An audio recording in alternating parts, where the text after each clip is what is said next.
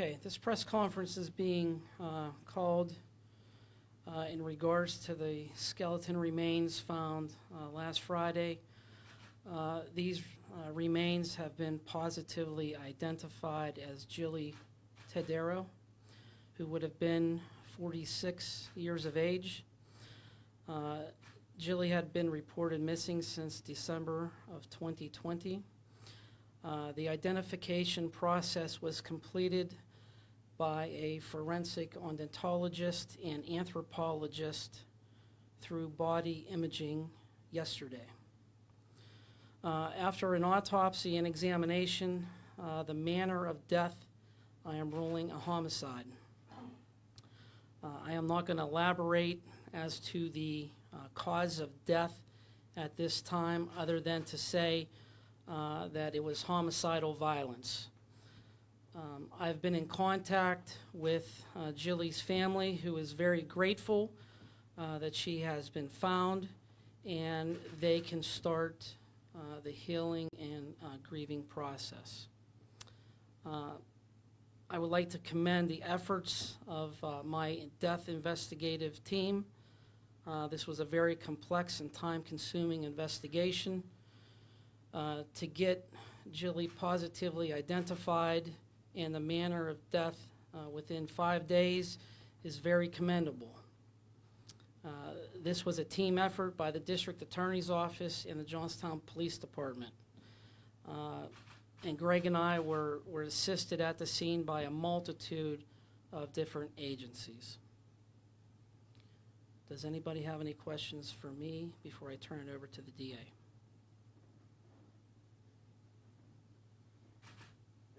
Yes, sir. The area that you found her body, was it hard, like, retrieving?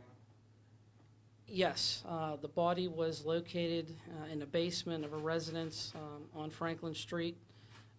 In the back section, she was buried approximately 2 to 3 feet down underground in dirt. Was there any evidence that the remains had been moved from one location to another, or was that the original place the move was? Yeah, I'm not going to comment on that, because this is obviously is a still ongoing investigation, and I do not want to hamper anything with the investigation of the DA's office and law enforcement, obviously. Is it, can you speak to how long she may have been there after she was missing? Again, the complete report has not been finalized yet, and that information will be forthcoming by the anthropologist. You had an anthropology team. What exactly is that team? The anthropology team is a very unique team that they come out to scenes and assist the coroner or medical examiner's offices across the Commonwealth when skeleton or human remains are found. And again, we only have one opportunity to conduct that death investigation properly. So it's very imperative that we utilize our expert resources when we're out in the field. So, and again, like I said, this was a very extensive investigation.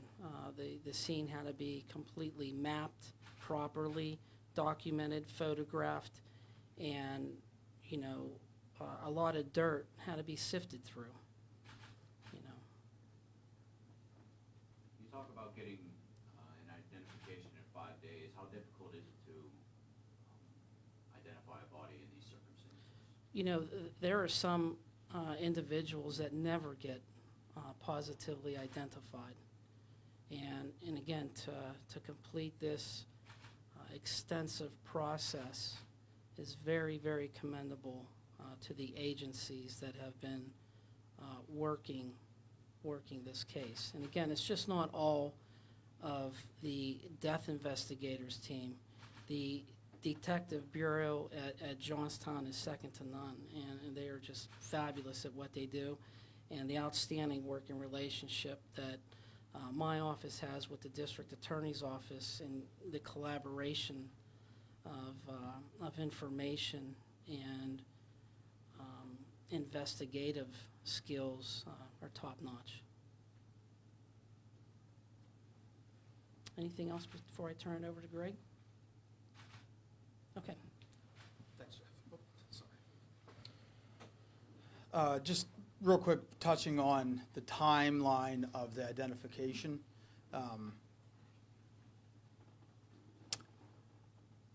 Very amazed, frankly, at how quickly she was identified. We had some medical records that were obtained that were extremely instrumental, if I understand correctly, in speaking with Coroner Lees. Very, very amazed and impressed at the skill of the team. This remains an active death investigation, okay? With the positive identification last night, Jilly's case went from a missing person to a homicide. Obviously, or unfortunately, frankly, we're not exactly surprised by that. But again, the nature of the investigation has shifted to a homicide. There are still a couple of things to be done now with the information that we received as a result of the initial findings from that Coroner Lees shared with us late yesterday afternoon, early evening. Just like when we got the information that there would be possibly a body in that basement, there's a flurry of activity going on behind the scenes. Nothing is more important to us at this point than justice for Jilly, and we recognize that this case has garnered a lot of attention and will continue to garner a lot of attention. Our obligations as prosecutors, we're limited obviously in some of the things we can say publicly, and we're also don't want to do anything that hampers a prosecution in this case. We hope that the public can understand that. I know it's difficult, and to be honest with you, there are an awful lot of things that I want to say that I cannot and I will not, because we need to honor Jilly and get justice for her. Standing to my right is Assistant District Attorney Jessica Arndt, who she's standing up here because she deserves to be, because she has put a ton of time and effort into Jilly's case, as has ADA Trip Crilly, who was unable to be present this morning. A lot of people cared very deeply about finding her.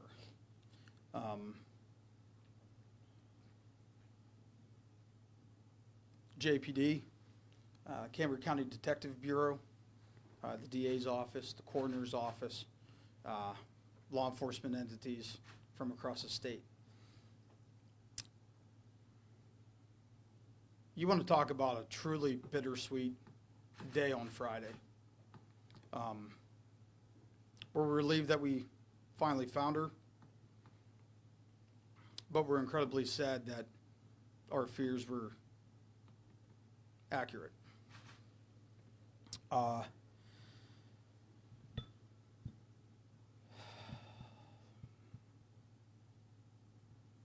Again, this is an active investigation.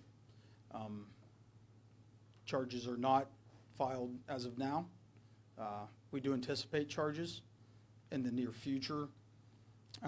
At that point, we'll be able to provide a little more information and a little more detail.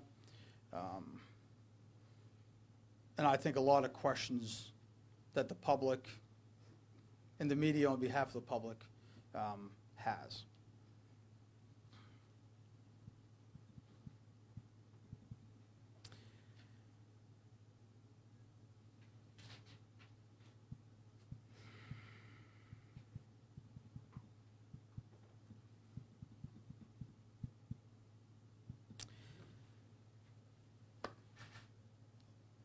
I can say I knew Jilly on a first-name basis, as did Jess, as did JPD, as did members of the County Detective Bureau.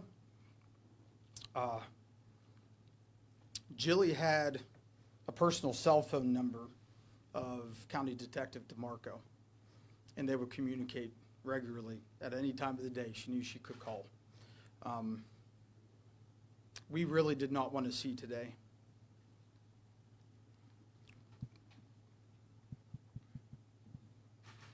Jilly had a tough life, really tough life. We all knew her really through no fault of her own, certainly through no fault of her own. This one hurts. It truly does. And, you know, gone are the days where, as law enforcement, you're supposed to just act tough and that nothing bothers you. This one hurts. It truly does. But we're not going to let that affect our decisions. We're not going to let that prevent us from doing our jobs to get Jilly the justice that she deserves. And we will continue to work towards that. I can elaborate a little more on some of the background meaning of that, I think, whenever charges are filed. I can elaborate a little more on that. But I would be very remiss if I didn't acknowledge that law enforcement, you don't always get an opportunity to try to prevent certain things. It's rare. Fair enough, Detective? Very fair. I'm a retired sports official, and there's something in that called preventative officiating, where you try to head something off. And in law enforcement, you get those opportunities sometimes. And sometimes, despite your best efforts, you still end up dealing with what we're dealing with today.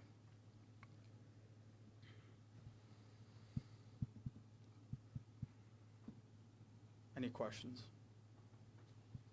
Is there belief that her body was at the home when it was first searched a couple years back? That's a little bit of speculation.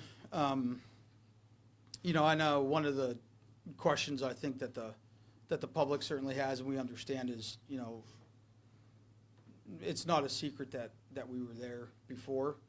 The details, what led us there last week, that's in a sealed search warrant. I can't go into a lot of details about that, but we had, for the first time, we had very specific information relative to where a body would be located. Obviously, when we went there, we expected it to be Jilly. Actually, on scene, when remains were first located, usually when we don't know the identity, we refer to it more as the remains. I mean, we're all on scene referring it to as her and she. That's truly who we thought it would be. You know, and in speaking last Friday at the scene, you know, we were very careful with our words. You know, it really was speculation at the time that it would be her. And so publicly it's inappropriate to comment on that at that point. But we weren't surprised. And to be perfectly honest, our case, as a result of the information that we got on Friday, our case is going to be stronger as a result of that. Like lots of things in life, sometimes patience pays off. You know, pending the final report, it's evident that Jilly had been deceased for quite a while. What we knew about Jilly is she would have had a hard time shortly after she went missing surviving, based on some of the information that we know. And a detailed investigation that was done into her disappearance and continued to be done. I don't believe a couple of weeks has gone by in the last since she went missing that we didn't talk about this case. Among prosecutors, certainly with the detectives, among all the entities. I don't even know, I could say a week went by without discussing this case. The case finding her switched the case from a missing person to a homicide. The autopsy results switched it to a homicide. It went from a missing person to a suspicious death to a homicide. The reality is finding her the way we did, when we did, with the information that we had, makes our case stronger. Significantly stronger, I would say. It shifts kind of from a purely circumstantial type of a situation to a more direct evidence type of a situation. And that's invaluable in a prosecution.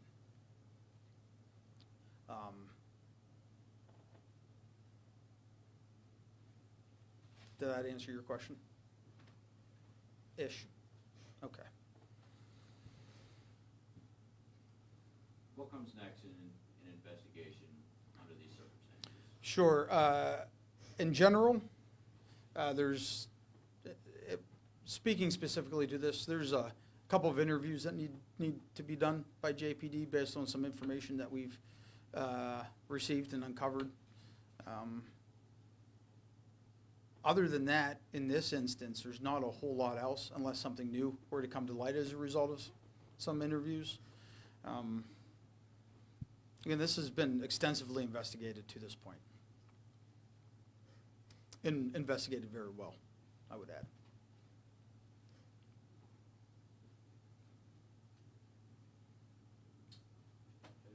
These remains are found in the home, Kernville home of Brian Giles, correct? Correct. He was convicted last week with the homicide of his former wife, and now this comes to light. Can you talk about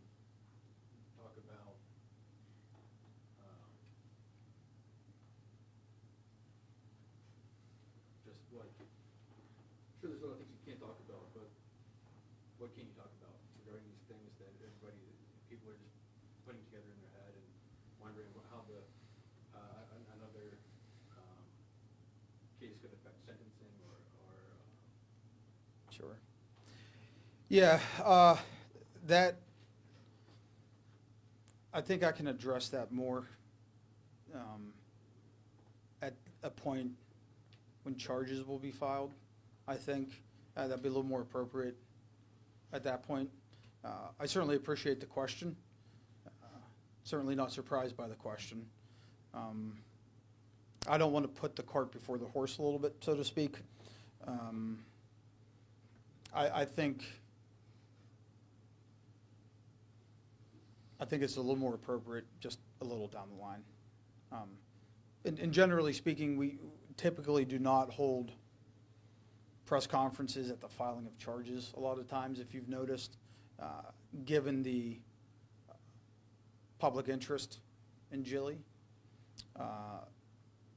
We do intend to have a press conference where we can talk a little more about some things. Okay? I do appreciate the question, though. how many suspects do you have for this case?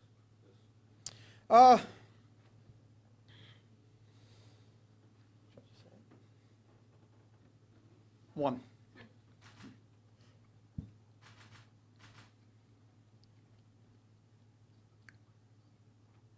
That probably tells you a lot. Yeah.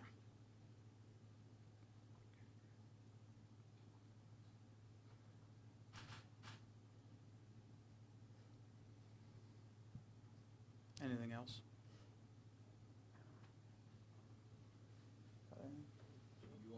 You talk about the public interest in all that. I guess what would your message be to the public and now that this has kind of been almost 4 years kind of in the waiting, I suppose? Sure. I mean, to the public, I think we would all say,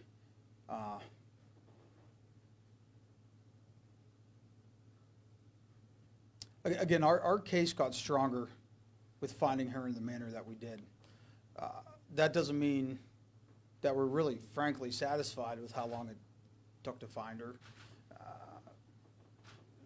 But it's hard to feel any type of true satisfaction because we're finding a human being that has been murdered, certainly for no reason, right?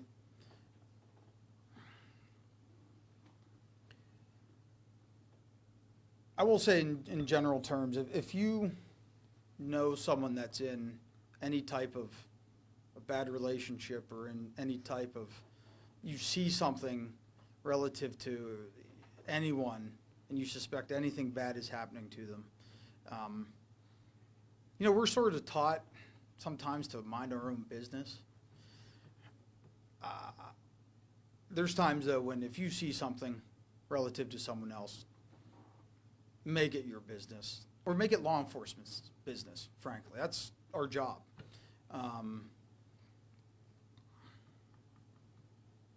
Just if you ever see anyone in any type of need, if you can't personally help them, reach out to law enforcement.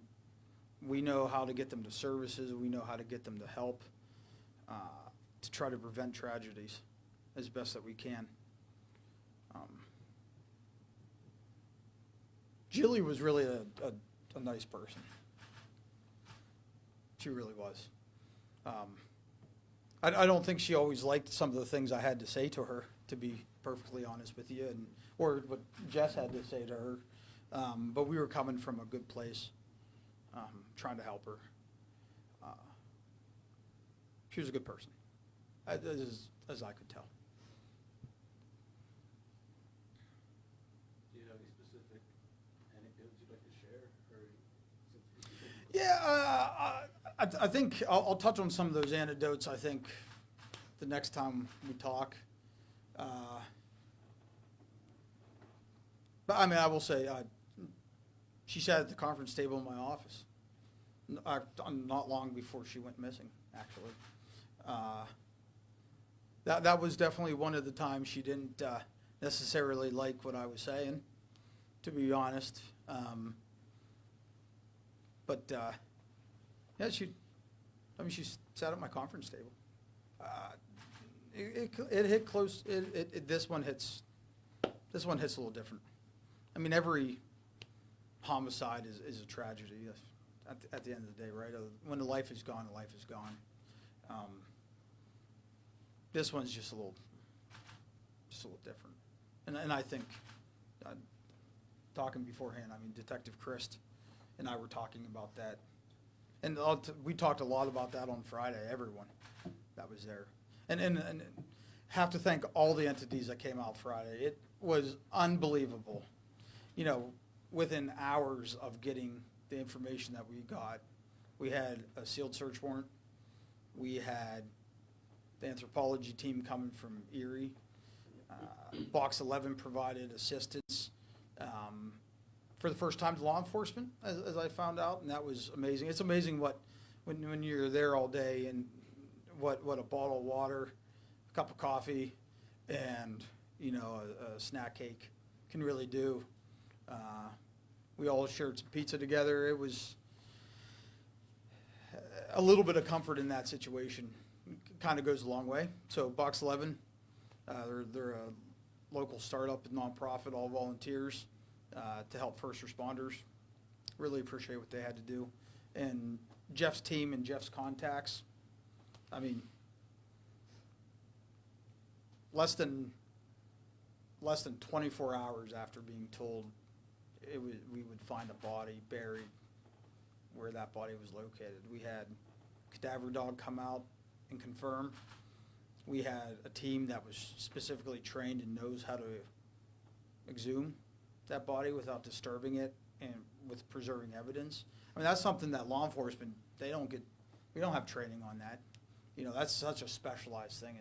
And to be able to pick up the phone, call Jeff, and 2 hours later, hey, they're going to be there at 8. Let's meet at 8:30, and we're going to be at the scene by 9:15. That's unbelievable. And that's the first step in ensuring justice for Jilly, and including treating her remains with the utmost respect, which she deserves. She wasn't always treated by the people in her life with the utmost respect when she was alive. But in death, she's being treated with the utmost respect.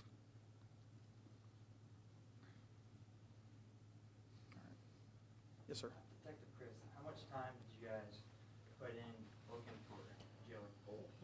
Well, like District Attorney Nebar advised, it wasn't a week that went by that we didn't spend time working this case. Between the whole Detective Bureau at JPD, we'd spent numerous, I couldn't even calculate the amount of hours we spent on this. And again, we wouldn't have been able to do this by ourselves without the assistance of our prosecution team with Jess Arndt and ADA Tripp. But it's countless hours. And again, if you know somebody that's in a bad situation, spouse, could be even a husband or wife, because she's female, doesn't matter, please contact us. There's help out there. We'll do everything in our power to help. And we did that with Jilly. And again, it's just the outstanding team with the coroner's office and Mercyhurst University. We just, again, it's a sad moment, but also we're able to put her to rest peacefully, and give her what she finally deserves. So. Anything else? Jess, how hard was it to see the body?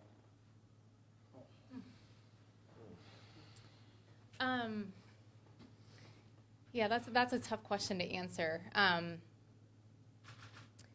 I think when we were notified on Friday that there was in fact human remains found, it's a wave of emotions. Immediately I felt a sense of relief, like a huge weight that had been sitting there for 3.5 years had been lifted.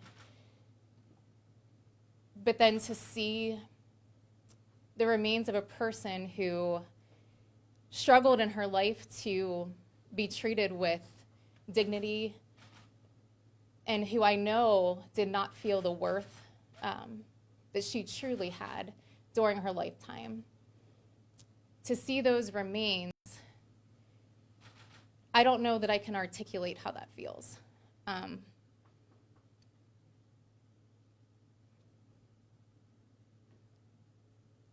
I just wish that Jilly could have seen in her lifetime the amount of people who rallied together, who made a lot of sacrifices to ensure that she was found and treated with the dignity that she deserved. I wish she could have seen how many people care. I see a lot of public response to this case and to the finding of her remains. I wish she would have known how many people cared and how many people care now. So to answer your question, it's just been a roller coaster of emotions, personally and also professionally. But at the end of the day, we remain committed in the district attorney's office, and I think I speak on behalf of law enforcement, to doing the best job that we possibly can to get justice for Jilly, for her family, and to do so with professionalism. There's a lot of passion involved in this, and I remain committed to holding the person accountable who did this to her.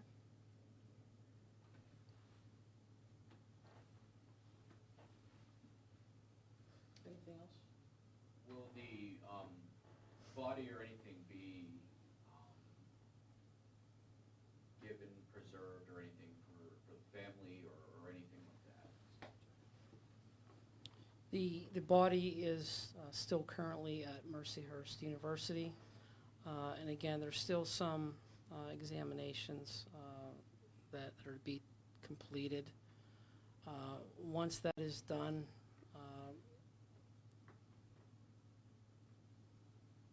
with my office in conjunction with the district attorney, when we feel that she can be released to a funeral home, that will happen.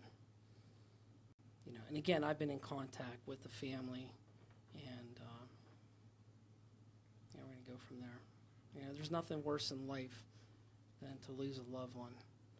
And, you know, it's, as everybody has said, it's a bittersweet moment. But at least this family has some closure now. And on my end, that's what's important.